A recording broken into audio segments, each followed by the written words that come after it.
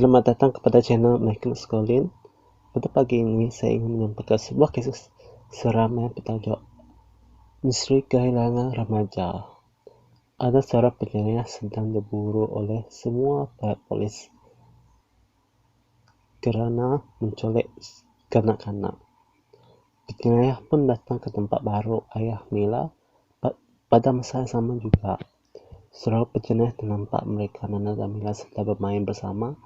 Penyayang pun berkata macam ini, bagus ada dua orang budak sedang bermain untuk dijadikan sebagai tebusan saya. Boleh saya dapat lebih banyak lagi duit di sini kerana polis tidak dapat cari saya sekarang ini. Penyayang pun datang perlahan-lahan ke arah mereka berdua dan bertanya, Nana dan Mila, adik, mana mak ayah kamu berdua sekarang ini? Nana pun menjawab mereka macam ini, mak ayah kami berdua sedang berada di dalam rumah. Boleh tak pakcik bermain bersama? Kamu berdua sekarang ni lah bersama. Boleh tak pakcik bermain bersama kamu berdua sekarang ni? Lama pakcik tidak membuat istana daripada pasir. Pakcik pun suka bermain bersama kawan-kawan pakcik sejak dari kecil lagi. Nana dan Mila dalam tidak sedar kerana mereka bermain bersama Mila. Penyayang pun mengambil suntikan jarum yang disimpan di dalam beg dia. Selepas dia mengambil suntikan jarum di dalam beg, apabila lagi ditunggu, penyayang pun menyuntik kepada Nana dan Mila. Selepas itu meninggalkan sepucuk surat di depan pintu rumah Nana untuk meminta duit tebusan sebagai ganti. Duit tebusan sebanyak 50,000 untuk sebagai tukaran supaya penyayang itu boleh bebaskan Nana dan Mila. Ayah Mila sedang mencari anaknya Mila kerana dia bermain bersama Nana di luar rumah petang tadi. Apabila ayah Mila nak keluar dari rumah ayah Nana kerana mahu balik ke rumah sendiri sebelah rumah ayah Nana. Tetapi ayah Mila sedang berfikir, kemana hilang anaknya Mila dan Nana kawan dia Nana bermain tadi? Adakah ini tempat mereka bermain di luar rumah kerana ayah Mila mahu keluar dari rumah untuk berawat di rumah sendiri? Apabila ayah Mila keluar dari rumah, ayah Nana pada masa sama juga, ayah Mila terpijak sesuatu seperti sepucuk surat di bawah kaki dia. Ayah Mila pun mengambil surat dan membuka sampul surat kerana ayah Mila nak membaca isi surat itu. Setelah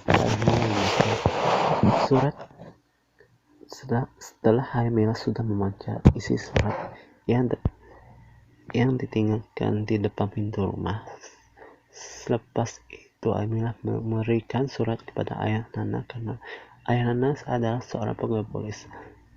Apabila ayah Nana sedang membaca surat yang diberi oleh ayah Mila sendiri kepada dia, bagaimana untuk menangkap penyayang yang terlepas sedang berkeliaran di luar sana. Lebih ramai kerana akan jadi mangsa dia selepas ini. Saya adalah seorang penyayang yang telah menculik ramai kanak-kanak di kawasan perumahan terdekat di sini. Kini saya ingin memberitahu kepada ibu bapa yang mempunyai anak mereka yang telah diculik saya. Kanak yang telah diculik saya seramai 80 orang dan tambah seorang lagi kerana jumlah kesemua kanak yang diculik oleh saya adalah 81 orang. Maafkan saya kerana menyakitkan hati para ibu bapa di luar sana. Semoga berjaya untuk menangkap saya. Ayah Mila pun berkata, ayah Nana, bagaimana untuk selamatkan anak kita berdua? Ayah Nana, bagaimana untuk selamatkan anak kita berdua? Tolong bersabar sikit ayah Mila. Saya sedang berfikir bagaimana untuk selamatkan Nana dan Mila. Saya risau dengan keadaan anak saya Mila. Bukan kamu saja kena culik, anak saya pun kena culik. Boleh tak kamu berdua tolong bersabar sikit?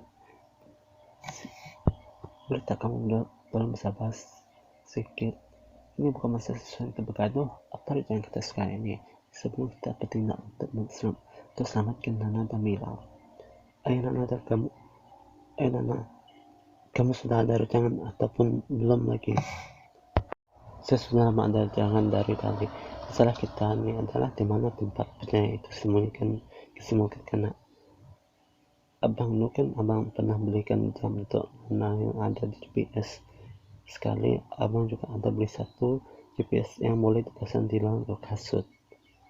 Masalah kita sekarang ini adalah mana ada kena memakai jam yang ada GPS dan kasut dipasang dengan GPS sekali. Lebih baik tuan cari alat itu sekarang ini karena kita mau selamatkan anak kita berdua dicolek oleh penjara. Baiklah, saya akan cari alat itu dengan segera. Bang, sudah jumpa alat itu untuk mengesan GPS di mana tempat Nana dan Mila disembunyikan. Apalagi kena ditunggukan. Jom cari anak kita berdua. Di mana tempat anak kita? Hai Nana, tidak jauh dari rumah kita sekarang ini. Saya akan menelpon kepada ibu pejabat polis supaya mereka boleh bertindak dengan segera. Saya dan ayah Mila akan selamatkan Nana dan Mila. Nana, jom gerak sekarang nih karena kita nak mencari anak kita Mila dan Nana. Penjahat itu sangat marah terhadap sikap Nana dan Mila tidak henti bercakap dari tadi dan pertanyakan soalan yang pelik kepada dia. Pakcik kata diamlah. Kenapa kamu berdua tidak boleh diam? Suka sangat membuat bising. Sakit pada pakcik sekarang ini. Jangan sampai pakcik gunting mulut kamu berdua. Nana pun bertanya dengan pakcik, kenapa pakcik tak makan walaupun atau saja? Mila pun menjerit untuk meminta pertolongan supaya dapat dilepaskan dengan segera. Pakciknya pun pening kepala dengan Nana dan Mila. Seorang laki bercakap, seorang laki menjerit. Apa masalah kamu dan ni? Suka sangat membuat bising. Akhirnya sekali, ayah Nana dan ayah Mila telah menjumpai tempat anak mereka disembunyikan tidak jauh dari rumah mereka. Polis pun sampai untuk menangkapnya. Penyiar pun terkejut apabila tengok semua anggota polis coba menangkap. Penyiar pun terkejut apabila melihat ronda polis di depan rumah dia.